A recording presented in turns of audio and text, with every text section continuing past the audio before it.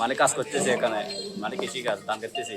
তো তারা মানে আমরা পানি দিতে জমিনে, পানি দেওয়ার কারণে আমরা যখন মেশিন ভাঙে, বাধা দেওয়ার কারণে এবারে কথা এটা তো ভালো মেশিন বই, আগে তো এটা ভালো মেশিন, এখানে পানি টানতেছি মানে খেতে, কৃষি খাইছে। তো এটা কবে সাথে সাথে যত আপনার হচ্ছে এবারে বলে আমরা মাথায় গুলি করেছে। আপনার মাথা কি গুলি লাগছে? যায় হ্যাঁ, এখানে গুলি লাগছে। কি নাম?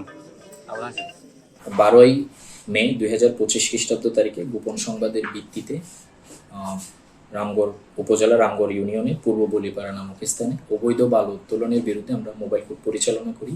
সেখানে গিয়ে আমরা প্রায় 2 কিলোমিটার এলাকা জুড়ে বিশাল বিশাল 10টি স্থানে বিশাল বিশাল কৃষি জমির উপরে তারা খনন করে বালু উত্তোলন করছে এবং বালু উত্তোলনের মোবাইল কোর্ট পরিচালনাকালীন 100 থেকে 150 জনের মতো বালু উত্তোলনকারী দুষ্কৃতকারী সন্ত্রাসী মোবাইল কোর্টের উপরে অতর্কিত দেশীয় অস্ত্রশস্ত্রে সজ্জিত হয়ে অতর্কিত হামলা করে আমরা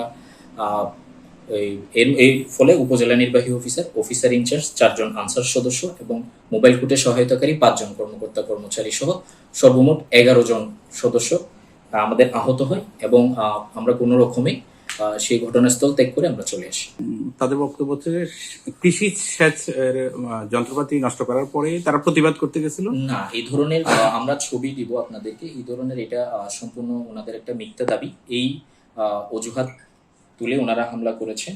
এখানে ওনারা উঠাচ্ছেন কৃষি জমি, প্রায় 10টা জায়গায় বিশাল বিশাল গর্ত করে ফেলেছেন এবং সেখানে যতগুলা পাইপ সবগুলাই আমরা পেয়েছি যে বালু উত্তোলনের সাথে সংশ্লিষ্ট, কৃষি জমির সাথে এই ধরনের কোনো সংশ্লিষ্ট না।